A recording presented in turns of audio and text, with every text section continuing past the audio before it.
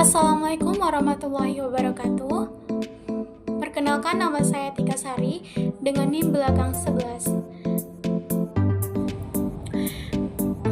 Baiklah, di sini saya akan menjelaskan mengenai materi masa pembentukan kenabian Nabi Muhammad SAW di Madinah sebagai fondasi peradaban. Nah, pembahasan yang pertama itu adalah strategi dakwah Rasulullah di Madinah. Nah, Madinah ini dianggap sebagai tempat kelahiran baru agama Islam karena sempitnya dakwah pada periode Makkah disebabkan oleh suku Quraisy yang melakukan penyiksaan kepada pengikut Rasulullah, sehingga hijrahlah pengikut dan Rasulullah ke Madinah. Kenapa Rasulullah memilih Madinah sebagai tempat hijrahnya? Ini berawal dari orang-orang Yathrib yang datang ke Mekah untuk melaksanakan ibadah haji pada bulan haji. Nah, mereka itu mau mengikuti ajaran agama Rasulullah, mau menjadi pengikut setianya, dan bersedia sebagai pelindung Rasulullah. Nah, tidak hanya itu, di sisi lain juga orang-orang Yathrib ini kagum dengan sifat Rasulullah yang sangat jujur dan tidak pernah berbohong. Oleh sebab itu, mereka menerima ajaran agama Rasulullah. Nah, dakwah Rasulullah di periode Madinah ini berlangsung selama 10 tahun. Nah, keberhasilan dakwah Rasulullah ini bisa dilihat pada perjanjian Aqabah 1 dan Aqabah 2, di mana orang-orang Yathrib ini mengubah sikap dan perilaku mereka, mulai yang semulanya mereka sikapnya itu masa jahiliyah berubah menjadi ke arah yang lebih baik.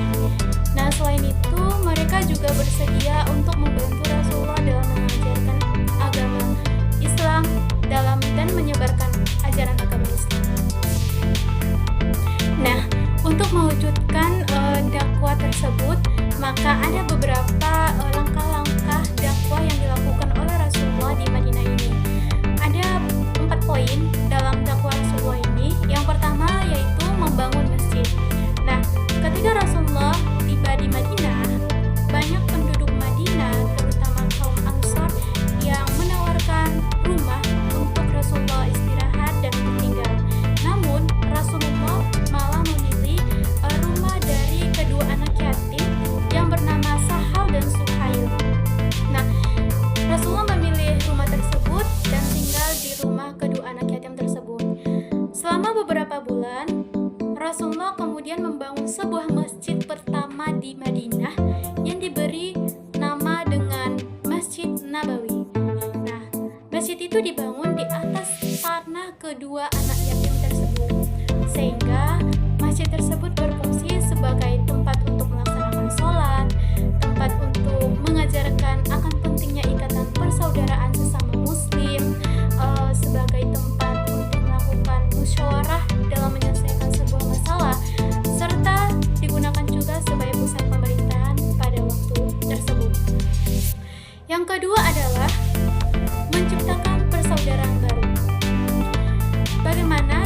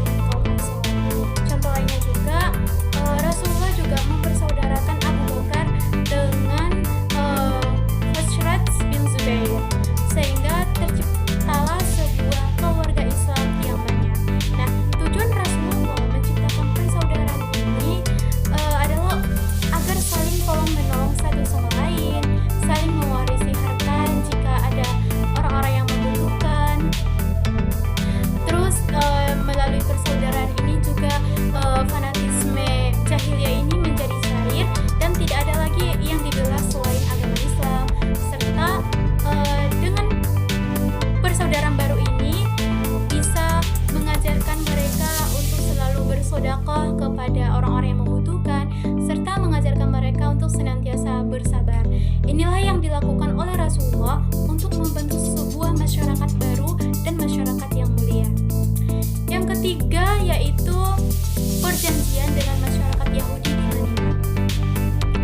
Nah, Rasulullah juga menjalin hubungan antara kaum Yahudi dengan kaum Muslim, karena kan pada di Madinah tersebut tidak semuanya yang beragama Islam, masih ada sebagian yang beragama Yahudi. Oleh sebab itu Rasulullah menjalin hubungan dengan kaum Yahudi melalui sebuah perjanjian. Nah, perjanjiannya itu diwujudkan dengan perjanjian Piagam Madinah yang ditulis sekitar tahun 623 Masehi. Nah, isi dari perjanjian Piagam Madinah ini adalah yang pertama yaitu kaum muslimin dan kaum Yahudi harus saling hidup secara berdamai, bebas memeluk agamanya, dan menjalankan keyakinan, tradisi, dan agamanya masing-masing. Yang kedua adalah kaum muslimin dan kaum Yahudi harus menafkahkan kehidupan mereka masing-masing. Yang ketiga adalah saling bahu-membahu jika suatu ketika ada musuh yang ingin membatalkan perjanjian ini. Yang keempat, saling menasehati satu sama lain, tidak boleh berbuat jahat dan selalu berbuat baik. Yang kelima, yaitu kaum Yahudi dan kaum muslimin ini harus saling tolong-menolong dan melaksanakan kewajiban untuk kepentingan bersama. Yang keenam, yaitu Nabi Muhammad merupakan pemimpin tertinggi di daerah Madinah, sehingga jika ada suatu masalah atau persoalan harus melibatkan kepada Rasulullah sebagai petinggi di Madinah tersebut. Dan yang keempat adalah pembangunan peranata sosial dan pemerintahan. Islam bukan hanya mengajarkan ataupun menyebarkan agama di Madinah, tetapi Islam juga mengatur tentang sebuah negara. Nah, masyarakat Islam di Madinah ini kan sudah terwujud, maka harus diajarkan fondasi dan dasar-dasar untuk membentuk sebuah masyarakat yang baru. Nah, oleh sebab itu, ayat yang turun ataupun ayat Al-Quran yang turun di periode Madinah ini ditujukan kepada pembinaan hukum. Nah, dengan di dalam Islam ini mengembangkan amanah untuk memerdekakan manusia dari segala perbudakan dan tidak mengenal batas suku, jenis kelamin, dan agama. Dan di dalam Islam ini sangat mengajarkan dan sangat menegaskan bahwa semua umat manusia itu sama kedudukannya. Yang membedakannya hanyalah tingkat ketakwaannya kepada Allah Subhanahu wa Ta'ala. Materi selanjutnya yaitu respon masyarakat Madinah terhadap dakwah Rasulullah SAW. Ada dua respon, yaitu yang pertama ada yang menerima dan ada yang menolak. Kalau yang menerima ini yaitu kabilah Aus dan kabilah Khazraj, di mana mereka menerima dakwah dan ajaran Rasulullah SAW dengan menyambut pengikut dan Rasulullah secara baik. Mereka bahkan bersedia untuk menyebarkan ajaran agama Islam kepada seluruh umat. Yang kedua yaitu adalah masyarakat yang menolak. Nah, masyarakat yang menolak ini yaitu adalah masyarakat Yahudi. Alasan yang melatar belakangi mereka menolaknya karena mereka merasa kedudukan mereka akan tergeser, karena Rasulullah menerapkan bahwa semua kedudukan manusia itu sama, yang membedakannya hanyalah tingkat ketakwaannya kepada Allah Subhanahu wa Ta'ala. Oleh sebab itu mereka membenci dan tidak menyukai Rasulullah SAW. Nah, materi yang selanjutnya yaitu nilai pondasi peradaban Islam pada masa dakwah Rasulullah di Madinah. Ada 4 poin nilai yang dapat diambil dari dakwah Rasulullah di Madinah. Yang pertama yaitu penguatan akidah dan akhlak. Rasulullah terlebih dahulu memfokuskan dakwahnya untuk penguatan akidah dan akhlak. Nah, dengan ini bisa menumbuhkan sebuah generasi yang memiliki nilai moral dan spiritual yang tinggi. Yang kedua yaitu persaudaraan dan toleransi. Dengan Rasulullah mempersaudarakan kaum muhajirin dan kaum ansor, tujuannya agar kedua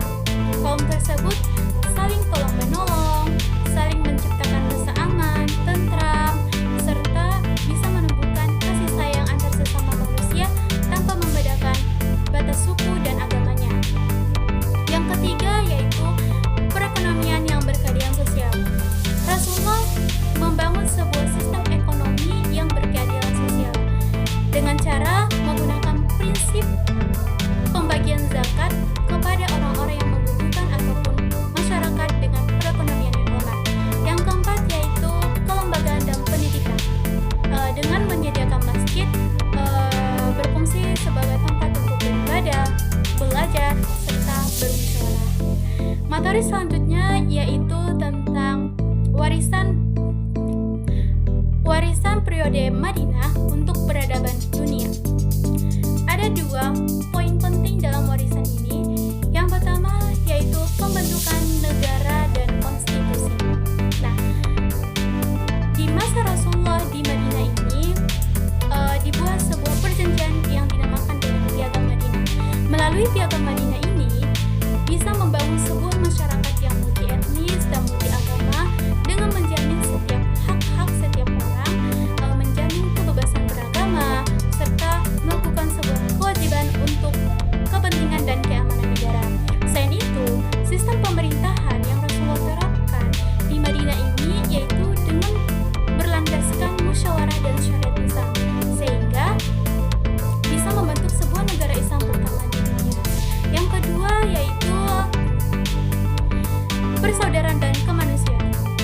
Dengan Rasulullah mempersaudarakan kaum Muhajirin dan kaum Ansar, maka terbentuklah sebuah kasih sayang dan saling tolong menolong satu sama lain.